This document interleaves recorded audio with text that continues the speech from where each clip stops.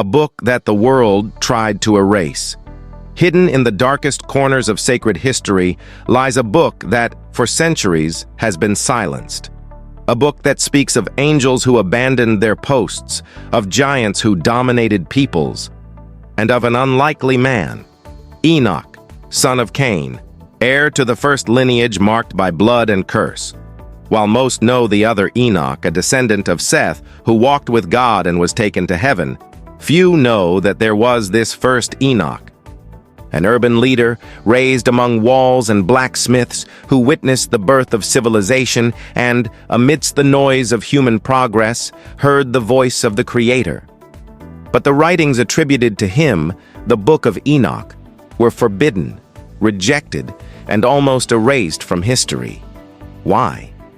What did they contain that was so dangerous that the church itself feared? Prepare to cross the gates of the first city on earth and enter the forbidden secret of the Bible. Cain, the exile, and the first city of humanity. It all began with innocent blood spilled on the earth. Cain, consumed by envy, killed his brother Abel.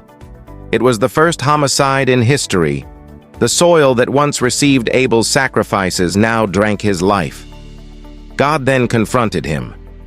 "Your brother's blood cries out to me from the ground." The judgment was direct. The earth would no longer yield its fruit to Cain. He would become a fugitive and a wanderer, condemned to roam without rest. But along with the sentence came an unexpected act of mercy. God placed a mark on Cain so that no one would kill him. Even marked by guilt, he would be protected by grace.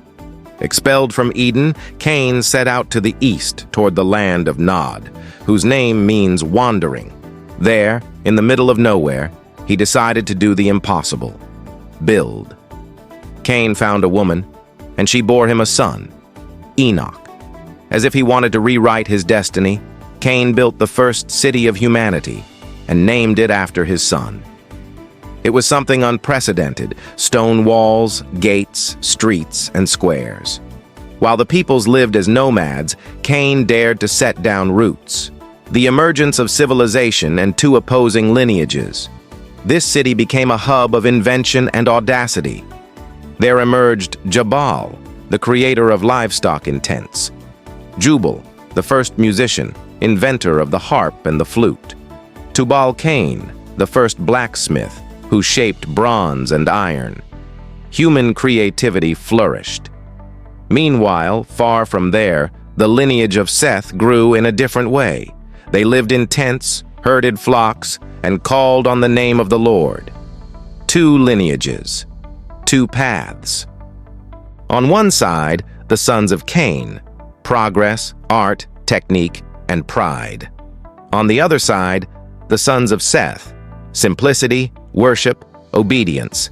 Humanity was divided between the progress of hands and the longing for heaven. And it was in this contrast that Enoch grew up, raised between walls and inventions, but restless with an emptiness that no stone could fill. The spiritual awakening of Enoch. When he inherited the leadership of the city, Enoch began to seek what his ancestors had forgotten: God. At dawn, he would climb the walls and contemplate the desert of Nod. "I prayed in silence, without rituals, only with an open heart." Little by little, something changed. Insoluble conflicts became clear. The right words sprang forth when someone needed comfort. The elders perceived an uncommon wisdom in him. Then came the visions. Enoch contemplated the cosmos as no human before: the exact course of the sun and the moon, the laws that govern the seasons, the invisible harmony behind creation. He saw the tree of life, untouchable and radiant. And an angel approached, calling himself Uriel, messenger of the Most High. Uriel taught Enoch to distinguish the voice of God from his own thoughts, to quiet the heart to listen, and prepared him for greater revelations. It was then that Enoch saw the Watchers, the fall of the Watchers, and the birth of the Nephilim. The Watchers were angels designated to instruct humanity, but something terrible happened. They desired what was forbidden to them. the sons of God saw that the daughters of men were beautiful. They descended to earth, took human wives, and made a pact of rebellion. If we all sin together, none will be punished alone. Azazel taught how to forge weapons. Barakel taught astrology for manipulation. Kokabel taught omens and enchantments. Others revealed witchcraft, vanities, and the arts of seduction. From this union were born the Nephilim, giants of colossal strength and inhuman cunning. They subjugated peoples, erected thrones, and demanded worship. The world was filled with violence, pride, and idolatry. Even the descendants of Seth began to corrupt themselves. Enoch saw wickedness spread like a plague, and he also saw what would come next: the flood and the scribe's mission. Long before Noah, Enoch had visions of the flood, the waters breaking from the abyss, the dense clouds, the submerged earth. But along with the vision came an order to write.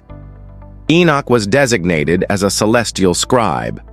He was to record the names and sins of the watchers, warn about the judgment, and announce the hope of restoration. Even the fallen angels themselves begged him to intercede for them. Enoch took his petition to the throne of God, but the response was firm. The sentence was irreversible. Still, God revealed something greater. There would be no forgiveness for the rebels, but humanity would still have a new chance. Enoch then wrote about judgment, forgiveness, the mysteries of the cosmos, the secrets of the sky, about the kingdoms that would come and fall, and about a future time when justice would once again govern the earth. The translation of Enoch.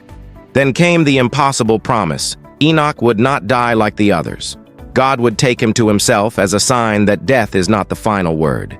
He would be transformed and live forever by the Creator's side.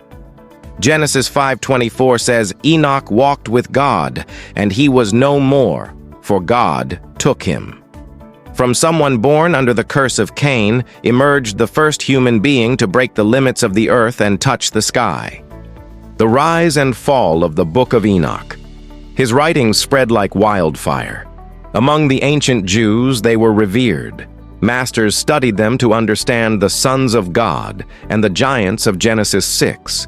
When Christianity was born, the first disciples also knew them. The New Testament echoes their ideas. The letter of Jude quotes him directly. The second letter of Peter speaks of fallen angels imprisoned. The cosmic themes of Revelation remind us of his visions. For centuries, the Book of Enoch was copied and loved. But as faith became institutionalized, something changed.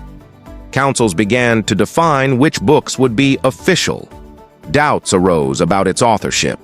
It was feared that his descriptions of angels, giants, and invisible worlds would confuse the faithful. Gradually, he was excluded from the canon. Manuscripts stopped being copied. Some were destroyed. And in the West, the book plunged into a 1,000-year silence.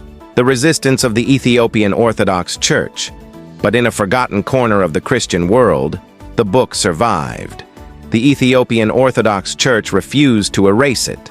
Translated into Ge'ez, the Book of Enoch remained part of their sacred Bible, read in services and schools.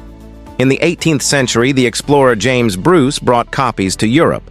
In the 20th century, fragments were found among the Dead Sea Scrolls, confirming its antiquity. The book that the church tried to forget was coming back to light. The living legacy of Enoch today.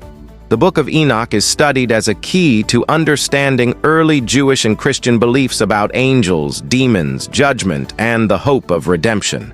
It is not yet part of the canon in most churches, but its influence is every place, in Paul's letters, in the words of Jesus about the Son of Man, in the visions of the Apocalypse. His journey reveals something profound.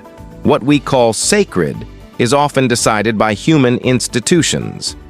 But God continues to reveal truths to those who seek him with a sincere heart. Conclusion.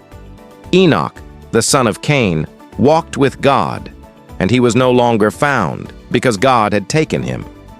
From a lineage marked by blood emerged the first human to cross the skies in life. and his message echoes through the centuries like a whisper. Justice will come, but mercy too. Closing and CTA. If this story moved you, share this video with someone who is also seeking hidden answers in the Bible. Comment. What surprised you the most? The Watchers, the Nephilim, or the courage of the Ethiopian church in preserving this book? And subscribe, because in the next episode we will reveal another secret hidden right before our eyes.